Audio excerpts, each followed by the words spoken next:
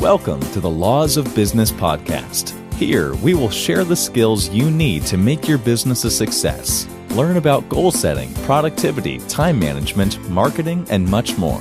Hear inspiring stories with today's best business leaders and join a hub of thousands of passionate entrepreneurs across the world. And now, here's your host, Jamil Jama. Hello, everybody, and welcome to the Law of Business podcast. I'm your host, Jamil Jama, and today we're going to be interviewing Rosalinda Randall. In this interview, I'm going to be interviewing Rosalinda about how to handle dilemmas without losing your cool and dignity. Rosalinda Randall, based in Northern California, has been spreading civility for more than 15 years. She has shared her advice via television appearances across the country, radio interviews, publications, speaking engagements, and through her book, Don't Burp in the Boardroom. She has the support of internationally recognized Mr. Frank Shankwitz, the founder of Make-A-Wish Foundation, as well as a local personality, Mr. Stanley Roberts, creator and producer of the award-winning show, People Behaving Badly. Her common sense-based manners advice is coupled with a realistic viewpoint facing today's ever-changing relationships dilemmas. She offers options, not immovable rules, and it's always sprinkled with humor. Her audiences include conference attendees, breakaway sessions, professional associations, professional development events, college career centers, support HR policies, incarcerated teens, and formerly incarcerated adults, and serves as a media source. It's a great pleasure to welcome Rosalinda Randall. Rosalinda, I want to thank you for coming on the show to do this interview. Thank you so much, Jamil, for inviting me, and thank you for the lovely introduction. I look forward to our chat. I look forward to our chat as well. I interview all sorts of entrepreneurs, and we go to events and do a lot of networking. And just want to know, when people do networking, we do a lot of handshaking. Sometimes, what if someone just wiped their nose? Do you have to shake someone's hands? Basically, do I have to shake hands with someone who has just wiped their nose, and how can I decline that? How can someone decline that? All right. Simple answer is yes, you still shake hands wherever their hand has been that you've seen. The one thing I tell people is, how do you know, just because you didn't observe them, for example, using your example of picking their nose, you don't know where their hand has been prior to them walking into the event anyway. So we could be shaking hands with people who their hands have been in worse places than their nose, and we don't know it. But it is certainly different when we observe the person doing that, licking their fingers, their nose, scratching their body parts, and then shaking their hands. If you ask the follow-up question, can you, should you, and how to decline if you are grossed out by that? Yes.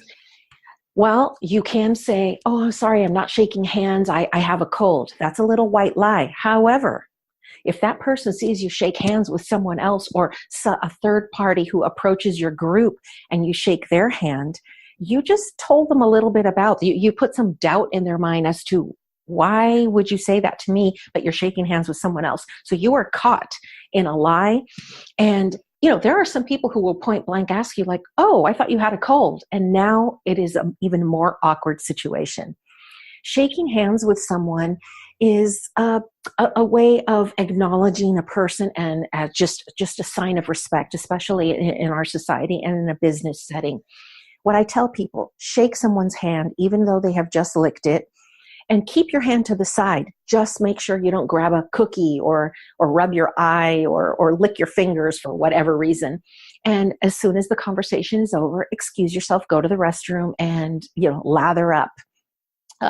So just be sure not to touch anything. And that's the other thing I tell people. Eat with your left hand. Hold your drink in your left hand so that your right hand, one, is accessible. So you look more approachable, ready to shake hands. Two, if it's a cold drink, your hand won't be, ice cold and wet, damp from holding the glass. And three, if you tend to be a finger licker, which please don't do when you're out in public, especially in a business setting, at least you're licking your left hand fingers versus your right hand. We're trying to keep that one as clean and damp free and sticky free as possible when we're shaking hands. So when it comes to that, always left hand. You need to scratch your scalp or whatever it is, try and use your left hand to leave that right hand free. Also, talking about networking, I've had people say, well, what do I do? I hold my drink in my left hand and my food in my right hand. How do I shake hands with people? And my sassy response is, what are you there for? Are you there to feed your face? Or are you there to meet people? Maybe have the beverage in your left hand, put that down. And if you want to enjoy some of the refreshments that are offered, hold the little plate with the little, goodies in your left hand and have your right hand free. Personally, I don't eat. I don't like to even hold a drink. Sometimes I will just to look sociable. But I don't like to eat, because that's the other thing. When you're eating and someone approaches you, people usually put bigger bites than we should in our mouth. They cover up with their hand over their lips, and then it's very difficult to hear what they're saying. And I have to wait until you've swallowed your bite.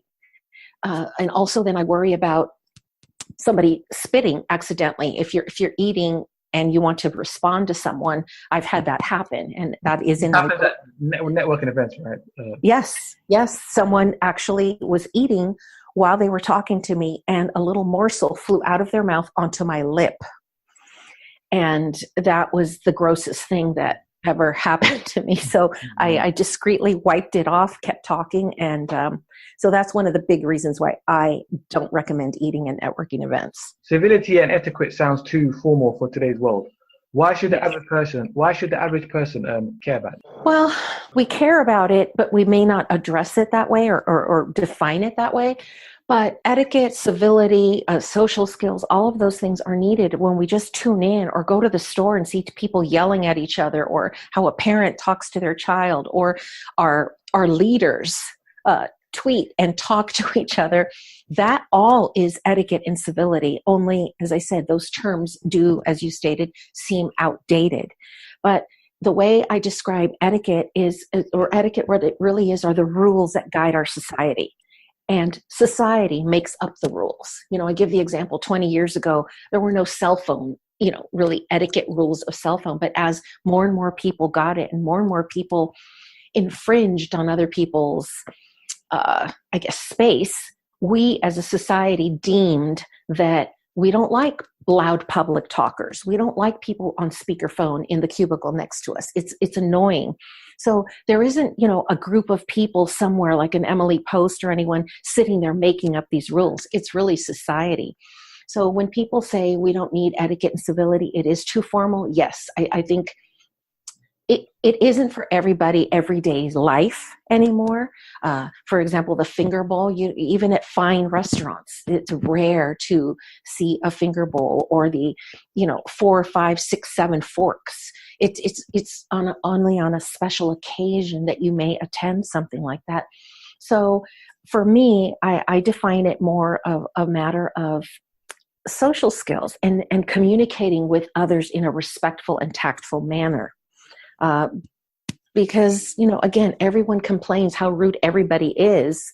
So there is a need for it, only that we're pointing the finger at everyone else except ourselves. I've been to loads of events, and you meet all sorts of people. You meet weird people, you meet awesome people, you meet clean people, you meet unhygienic people, you meet rude people, and you meet polite people. You meet all sorts of people. You meet shy people, you meet confident people. But what are the most common rude behaviors you hear about? Well, in general, or like in the workplace? In general. In general. The one, and I just mentioned it, is people on speakerphone. In fact, I was shopping, and it was the store had just opened, so it was really magnified. There was a woman, and she was speaking in another language. I guess to venture Russian, it sounded something like that. She had her friend on speakerphone as she was strolling through the shoe department, speaking as loud. I don't know if she had the highest volume, and she was also speaking as loudly as possible. And that is something that, I wanted to go up to her and say, excuse me, but I didn't. I did that, the glance that we do, we look and give them that stare for that moment to see if they get it. Eventually she did. I did do that. That's one thing. Interrupting. That's another one that I've heard more recently, especially in the workplace. People don't have the patience to allow someone to finish a sentence, so they interrupt. And many times they interrupt not to even address the person of what they're speaking about, but to give their 2 cents or to negate or to challenge or to give their opinion on something that the person hasn't even finished addressing. That's been, and of course, poor millennials, they're the ones that are getting blamed more for the most, the impatience and the interrupting. Those are the top 2. Also, what I've heard is from staff that the upper management addresses them and speaks to them in a less respectful manner, if you will. There are no pleases, no thank yous, no acknowledgement of one another, no hello as they pass by. And that really isn't good for morale when the higher up should be setting I guess the role model for having open communication. And people also complaining and whining. Those are probably the top 3 or 4 that I just mentioned. Always the downer, I wish we had this, yes, or my old workplace used to do this, or I'm too tired. It's just always complaining about something. And that has a negative, not only on your reputation for those who like to complain, or they always have a woe is me attitude, or I'm so tired every day. There's always a dilemma in their life, personal and or at work. It really eventually alienates your coworkers. They'll start running down the hall when they see you coming. And also it sends a message to managers that, if you cannot handle your life, especially personal life, how are you going to manage more responsibility? So you'll be overlooked for, promotions or opportunities, or even to go meet with a client. Are you going to burden the client with your woe is me attitude? So those are probably the top 4 or so that I mentioned that are the most annoying and common in the workplace today. Rosalinda, a lot of entrepreneurs travel and they go to other countries or other cities and they stay in hotels. What is the etiquette for staying in hotels? Oh my. Well, first of all, I mean, common sense dictates to be considerate, and that includes not having the television blasting. I know some people say, well, I fall asleep with the TV on. That's how I need to fall asleep. Well, that's fine. But the person next to you where it's reverberating, against the wall may not also fall asleep with the television on. So there are adjustments. The one thing I want to tell people when you go to a hotel, it isn't your home. It is not home where you can do whatever you want. It is a place that you're renting to use with other people. So you treat it as such. You're a guest. And yes, they will accommodate a lot, especially certain hotels of certain caliber, accommodate your every whim. However, once it infringes on their other guests, now we have a problem. So the other thing is, just because there is maid service, it doesn't mean you have to be a super slob that you would not necessarily be at home. But if you're the type that likes to leave everything all over the place, dirty napkins, whatever, be sure you leave a tip to match your mess. Instead of $5 a day. There's 2 types of people. There are people that everywhere they go, they leave behind bad. And somebody everywhere they go, they leave behind good. We want to be like the person that everywhere they go, they leave behind good by doing good. Yes, I agree. And it really doesn't take much. It's your integrity, your dignity, your reputation. It's who you are. And it doesn't end because you're at a hotel and you're paying, or that person is just the janitor.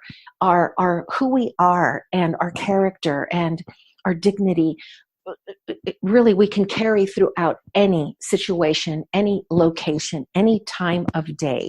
Naturally, we're human. We do have mood swings or something that affects us, that we're sad and we're unaware. Recently happened to me because of certain things that happen in a family. We forget. But all we can do is go back, and I'm a big proponent of this, and apologize sincerely. When we have been rude, when we have said something that just flew out of our mouth that shouldn't have happened, even if we don't realize it for 2 or 3 days, go back and apologize without a list of excuses, of course, but just say, it was a bad day. I am so sorry. And that's one thing that I believe we lack a lot of in all societies, to put ourselves in that humbled position, because it is a humbling position to have to apologize to someone. That's acknowledging that I did wrong. And many people have a problem with that. I've heard people in the business world say, this one was the most shocking. I don't like to say please or thank you. That puts me in a humiliating position and not in control and confident. So I will not say it. I really didn't know exactly how to respond. I just said, well, you're going to alienate people. Yes, your reputation will be built on he's arrogant. And if that's how someone views saying please and thank you, there's nothing more that anyone can say to change their mind. We all have choices. Not confidence. It's not confidence, though. Not saying please and thank you. It's arrogance, as you people will view the person as arrogant. Yes, they do. Not confident. And they'll be less likely to help you out next time. So, Rosalinda, is all this mentioned in your book, Don't Burp in the Boardroom, Handling Uncommonly Common Workplace Dilemmas? Yes. Almost everything you can think of. Actually, there's probably 10 more things that came up after the book. My publisher had to cut me off because I kept adding things in speaking with people. Some of them may seem really far-fetched, but everything in that book I have either experienced or someone has experienced and has shared these stories. And naturally, I've exaggerated a little here and there because it is a humorous book. It isn't a serious book. But the serious part are the options on how to handle situations. And the most far-fetched one that I've been told is someone who carried a rabbit's foot, for good luck, they'd rub it, and they would make their coworker, when their coworker was going to go in to meet with a client or, host a meeting, they'd go up to them and say, rub this, you need the good luck. And that's imposing it's similar to religion. Here, let's hold hands and say a prayer because that's what I believe. So when the person was approached to rub the rabbit's foot, what are your options? Either to call them a nut, if that's what you believe, the people that rub rabbit's foots believe in, rub it because it means so much to your coworker and it means nothing to you. And it's just giving them a gift, so to speak, to appease them or to make them happy. If it doesn't take away from your principles, morals, or personal religious beliefs in doing that, that's another option. Or speak to them privately, discreetly, and kindly and say, thank you. I appreciate where you're coming from, but it's not something that I'm comfortable with. So right off the top of my head, those are three ways of handling any type of situation that someone is imposing upon you. And I didn't have to lose my cool. I didn't have to call them a nut job. I didn't have to, do anything. It's just a choice on how to deal with someone. And that's where the book, the serious part, comes in. And that book is mostly to do with how to network, with how to behave when networking. Yes, there's an entire chapter on networking and awkward situations that may come up, how to get out of a conversation, for example, of someone who's sell and has you cornered. I can't think of, we spoke to a few of them, your attire, arriving late, dealing with different kinds of people. Dress, how you dress is important. Oh, very important. It really does. I mean, I've seen people come in, and I'm sure you have, with right after the gym, and they're sweaty. Their shirt is still wet, and they come in to network that way. And frankly, I want to stay away from them. And that's sad because that could be a great connection. But just our visual and my anticipation of the aroma that person will give off will make me want to stay away from them. So yeah, they talk about all kinds of things. Yes, please go ahead. Because they say you shouldn't judge a book by its front cover, but most people do. Oh, we all do. And that comes up so much to me when people say that. And that is our ultimate goal. However, societies, and especially certain societies, that's all that we have to go by. Really, when it comes down to is our instinct. We view a person friend or foe, and that's how we so it's human nature to determine by our experiences, by, how we were brought up, our way of thinking, we do pass judgment on a person. Now, in networking, the one nice thing about it is that we can work beyond that. We may look at a person and say, no, I've got nothing in common with this person. I don't even want to, I already know I'm going to dislike them, but they approach me anyway. And as I start speaking with them, that could change my mind. So there is that opportunity when it comes to networking to move past what we judge people on. But we do. It's a very judgmental society that we live in. And I just would like to end with a quote. Well, almost ended. We almost finished with the interview. Robert Kiyosaki quote: "The richest people in the world look for and build networks. Everyone else looks for work." Robert Kiyosaki. Oh, that is very true. Because what happens when a person, and I just went to an all-day networking thing on Saturday, as a matter of fact, and there were a couple of people who came up to me, said, "Hi, I'm so-and-so. Here's my card. I do this. I can da-da-da-da-da with your company, and I'm a social engineer, and da-da-da-da-da." And then they walk away. Have a great time, and walked away. Where do you think that card is today from Saturday? It is in the garbage. I'm not going to deal with someone who didn't even take the time to introduce themselves and just talk a little bit more about how they got to that event, or ask me if I'm enjoying my time. Just a little bit of give and take. So yes, that is very true. You need to make an impression that you are a person who is there to be of service to others, as well as, go there for business naturally. Okay, Rosalinda, I want to thank you so much for taking your time out to do this interview. If anybody wanted to contact you, where can they contact you? The easiest place is the website, rosalindarandall.com. Everything from my social media contacts, everything is there. So rosalindarandall.com. And it was a pleasure chatting with you. I thank you so much for the invitation. It was a pleasure chatting to you as well, Rosalinda. Thank you so much. Thank you. Thanks for listening to the Laws of Business podcast. Find out more about us on thelawsofbusiness.com. Thank you for being a part of our journey.